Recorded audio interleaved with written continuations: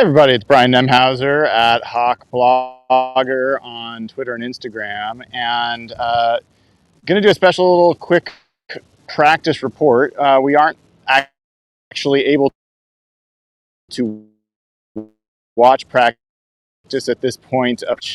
He basically does not talk to us very often throughout the year, so it was a very valuable conversation there. I'll have much more on that in future Hawk Blogger morning episodes, but some news that I think is worth knowing is some injury stuff. First of all, Connor Williams, not clear that he is going to be ready to play in that first game. I think they're checking in on that, so that's still a question mark. Artie Burns, I think that was one of the bigger pieces of news there, who was signed to the practice squad. We'll talk about that another time as well, as the full practice squad, but Artie Burns is practiced today. He re-injured a toe injury, so they'll look at that. But it is not the more serious things that people were concerned about. It's not a Achilles or a broken bone or anything else. It is something with a toe. Assume it's something like turf toe or something like that. So he's on the practice squad. He practiced today. He did re-injure it. It's probably going to be something that hangs with him throughout the year. We'll find out. That's not my expert opinion. That's just these toe injuries are very hard to heal when you're on them all the time. And so we'll just see how that goes. We'll have to probably treat that for a while. And then Rayshawn Jenkins, got some injury news there. He ran today, according to John Schneider. It looks like it's not for sure whether he will be ready to go week one, but he's making progress. They've got some good reports on that. Beyond Rayshawn Jenkins, Uchenna Nwosu. I think maybe the biggest piece of news there is that they do not plan to place Uchenna Nwosu on IR. At this point, they do not think that's going to be necessary. And so that's a pretty big piece of news. They are not ruling out that he might even be available week one. Not counting on that by any stretch, but John Schneider sounded, relatively optimistic given what he's seen so far from Uchenna Nwosu. So I think that's pretty good news. Going through other bits of news, I'm trying to think. It did not mention. Trying to think if there's any other injury pieces that are worth calling out. Running through every position in my head, I don't think there is. So those are the big injury pieces of news. I think the other stuff that was interesting was, we talked about, I asked John Schneider about how hard it is to develop offensive line players, that there's only been one Pro Bowl offensive lineman drafted and developed by the Seahawks since 2010, and only 2 All-Pro offensive linemen drafted by the Seahawks in the last 26 years. I asked him, why is that a position that is so hard to draft and develop for? And he gave a pretty long answer. But one of the things he followed up a little bit later on was, that's part of why they kept 11 guys. He even mentioned they thought about keeping 12 in the offensive line room. So, they are really trying to build that offensive line, and they're making sure to put a premium on that talent on this roster, make sure that they get as many of those guys here. I think that is why Mike Jarrell, makes it on. That's why Satau Elamea makes it on. And, I'm curious who that 12th would have been. My guess is that would have been another tackle, maybe a McClendon Curtis, because they are a little thin on the 53 at tackle. But they've now got, a number of tackles on the practice squad. They've got Garrett Greenfield. They've got McClendon Curtis. Raekwon O'Neal has played some tackle, although he played primarily guard during the training camp. Other bits of news there, I got a chance to ask John Schneider how this offseason compares to some of his others in terms of how much better the team is, and that, I wanted him to hear the words because I know a lot of us fans feel it, but that he should have won Executive of the Year multiple times already. And I think, but judging by his reaction, I think he appreciated knowing that there's folks like the rest of us that believe that's true. I'm sure he hears a lot of bad things and not always those good things. But, it's too early to say from his perspective how much better the team is this year than last year. I did also ask him about, the fact that all pro players are the ones that win Super Bowls. And which are the guys that he thinks can potentially, make that leap. He was reluctant to kind of name names. I asked him if Rick Woolen and DK Metcalf are two guys that could potentially do that this year. He said Rick Woolen was injured last year and played through an injury, and that people just don't fully understand that. So I think that's worth calling out. And that he thinks DK Metcalf's always been dominant. I happen to think there's a new level that DK Metcalf's going to unlock this year, but we'll see. I hope I'm right in this case. Otherwise, there was a question I thought about asking, and I decided not to,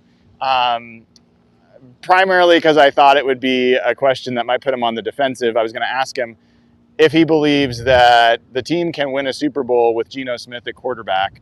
I think that probably would have not been well received and maybe not given the greatest answer. So I decided at the last minute, I didn't think that was that productive of a question to ask. But I do want to give John a chance to talk about Geno. He was asked about the reports with Geno Smith asking for a contract extension. He mentioned lots of guys asked for contract extensions, but he declined the idea that they actually had any contract discussions. So what that really comes down to is, yeah, the agents probably inquired and it got no further. So some interesting bit there. I think those were the biggest pieces of news there. The other things that I know folks are curious about came out this morning. Obviously, the team lost Jamie Sheriff and John Radigan to the Carolina Panthers. It's not a huge surprise to see those guys go. Carolina takes on all of John Radigan's $3 million contract. That was the primary reason I think he did not stick with the roster on the Seahawks. And the Seahawks have Patrick O'Connell. They have Drake Thomas, who John Schneider talked about in his press conference, just came off PUP, and they like the way he looks. I like the way he looks. And they've got other options at that inside linebacker spot. So I don't think that that's a critical issue. The other piece there with Jamie Sheriff, I wish that guy the best. I think he's a great guy. It's a great story. Sorry that we'll probably be losing Beverly, his mom, from our YouTube channel. It's been great having her around. But good for him, man. He put the really good film on out there. People noticed it, and he's on a 53-man roster. The Seahawks had the chance to give him 53-man roster money. They chose to not do that, and someone else did. And I think that that's great for him. I would have loved to have been able to cheer for him in Seattle, but I'll cheer for him for certain in Carolina. And Carolina claimed 6 players. So I think you have to understand that one of the things that happens when you start building a more talented roster is teams start to claim your players. And back in 2013, guys like, oh my gosh, Jay Howard, a defensive lineman that was a draft pick, who was a very serviceable, decent defensive tackle, was picked up by the Chiefs because that defensive line was so stacked back then. And that's what happens is teams, as you start to build up depth and quality at certain positions, other teams benefit by being able to snag those guys off your practice squad. Even last year, Bo Melton gets picked off by the Packers and has been a decent player for them. So I think even Joey Blount, who went to Arizona, is a decent player and remains on the roster for the Cardinals. So, although it's painful, it's, I think, generally good news that the Seahawks are building depth and quality on their roster. They were one of only 4 teams to have at least 2 players claimed and to have claimed 0 players. The implication there is the Seahawks, I think the 49ers and the Cowboys are the only other 2 teams in that situation.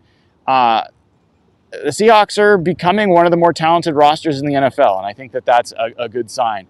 The other piece that I'll just share there, I think Artie Burns getting back to the practice squad is really huge news, and that they plan to elevate him week 1 because assuming he's okay with this injury and can play, that gives them depth because the guys, Nehemiah Pritchett and D. Williams, really are not ready to step on that field as cornerbacks in the NFL. And so having Burns available is a big deal. After week 1, they did this last year, by the way, to Artie Burns as well. After week 1, I'd expect Burns to potentially get added back to the 53-man roster. They could wait, but I don't know if they'll want to. They won't want to leave him open to being signed by another team. So I would think it's a 1 week situation for Artie Burns where he will be elevated off the practice squad, and then after week 1, they would sign him for the duration of the year with a non-guaranteed deal, because after week 1, veterans contracts are not guaranteed if you sign them after week 1. So that's the Artie Burns piece. Otherwise, I mean, good news for the Seahawks to get Cody White, Aesop Winston back on the practice squad. I think Cody White's a guy in particular who I think is at risk of being plucked by another team. I think he is at least a 5th wide receiver for a lot of teams in the NFL that just don't know. And the Seahawks are very fortunate to still have him on the roster. Garrett Greenfield's another guy from a developmental perspective I think has a lot of potential. I know they really liked him, and being able to keep him out, I think, is on the roster, on the practice squad, I should say, is good news. And then McClendon Curtis and Raekwon O'Neal. I think both those are guys I had on the 53, and the fact that they were able to bring them back on the practice squad is great news. And I think both those guys are a big part of that room, and I think I would not be shocked if before the end of the season they are on the active roster, maybe even getting starts or snaps. So just some guys that I'd raise a comment there. We did hear from John Schneider talking about a third quarterback. He said that they don't have one yet. He did mention P.J. Walker. He didn't have to, but he did. I think they hope to get P.J. Walker back, but as of now, they don't. Implication is P.J. Walker may be looking around to see if there's another place where he could be a backup instead of a third-string quarterback. If those things don't work out, then maybe he'll be back with the Seahawks. All right, folks. I think that'll do it. And if you don't know, make sure you tune in tonight, 6 o'clock Pacific time, for the Real Hawk Talk prediction show, 2024 prediction show. It's going to have everybody: Evan, Jeff, Nathan, Dana, Derek, Josh, Trey. It's going to be a lot of fun. So tune in at 6 o'clock. We will see you then. Until that time, wish you all the best. Please make sure you give the show a like and click subscribe. And click the bell to get notified, because like today, you never know when I'm going to go live. Take care, y'all.